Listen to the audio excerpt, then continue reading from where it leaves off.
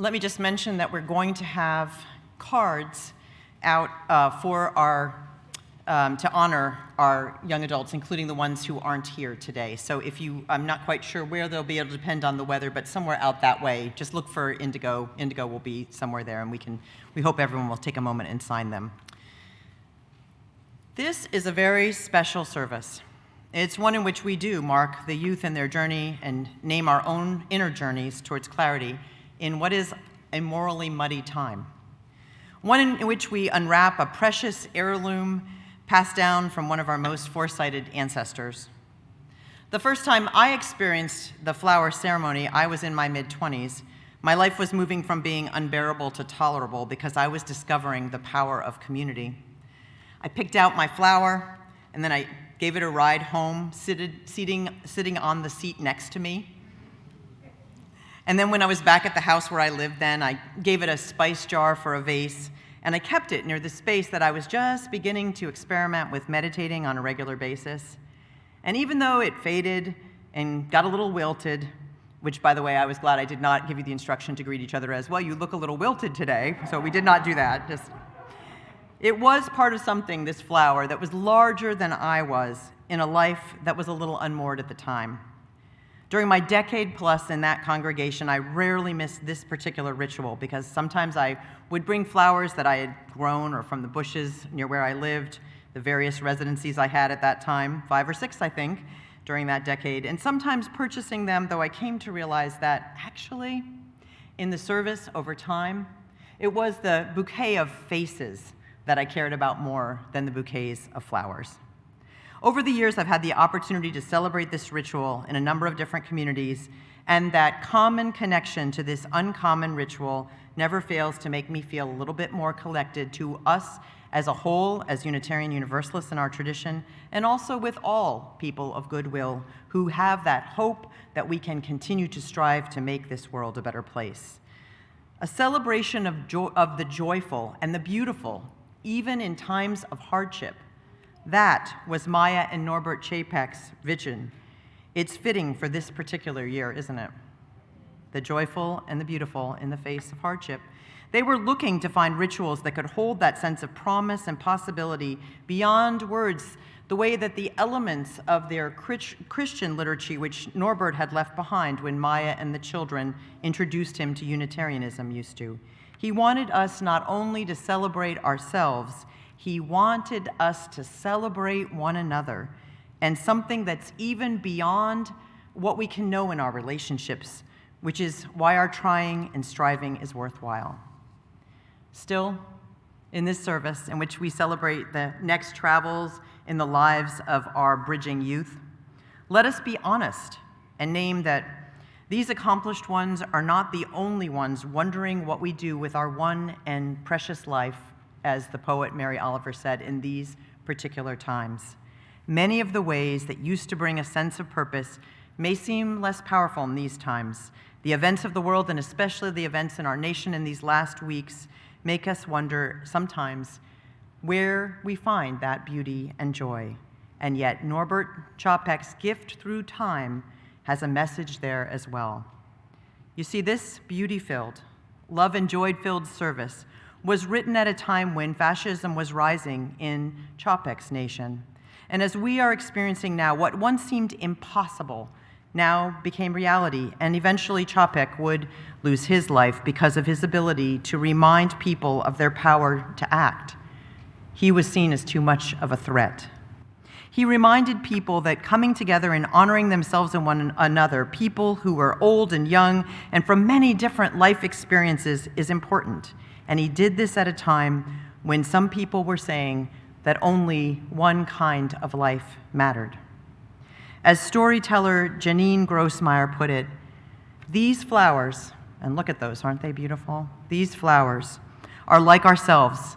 They're different colors, they're different shapes, and different sizes, each needing different kinds of care, but each beautiful, each important, each special in its own way. This is a message for our times, almost 100 years later, and may we recommit to it. Come, let us worship together. And before we begin our flower service, I'm going to say a couple words, but one of the things I'm going to ask us to do is to once again thank our choir, our music and technical director, Mark Tuning, and our tech staff, because that was amazing camera and sound work there, folks. Thank you.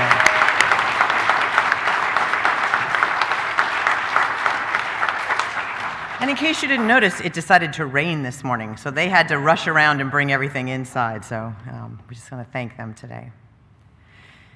When Chopik designed this service, his idea was that all the flowers would be held in a single vase. So any of you potters out there want to, have an aspiration for next year, we'll work on it. But he wanted to do that because the large shared vase would represent the shared life we have, which is our largest hope. And I want us to hold that spirit as we partake in this today. Chopik brought this message to a newly formed nation, Czechoslovakia, at a time when there was great uncertainty in those lands. Perhaps we can understand the mix of emotions that people who were part of this first ritual held as we sit here this particular year. And in that spirit, I want to say, as part of our introduction, Happy Pride Month to everyone who celebrates it, because it's really important this year to celebrate that.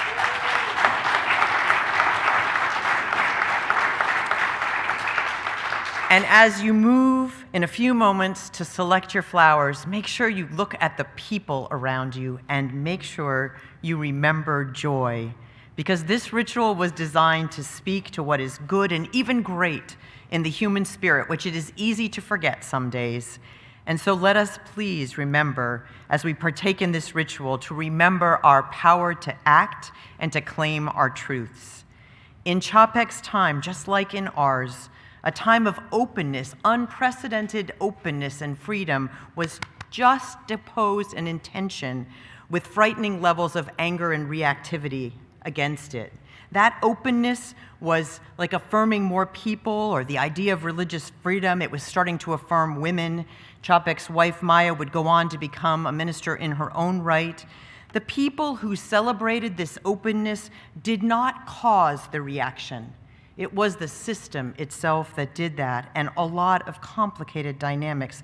But the ceremony was designed to hold both, to hold the hard feelings and also to hold the joy and the beauty. He knew that together we could make more sense, more good hearts and minds understand more than just a single mind and heart, no matter how talented. So as he wrote in the service in 1939, when he redid it, he said, "At a time of great sadness for my nation, I designed this. I wish that it might spread a few rays of suns to the wounds of the heart.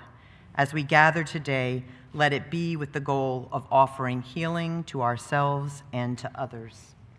As we celebrate today, let us remember that what we do not know is how we might be seeds to one another.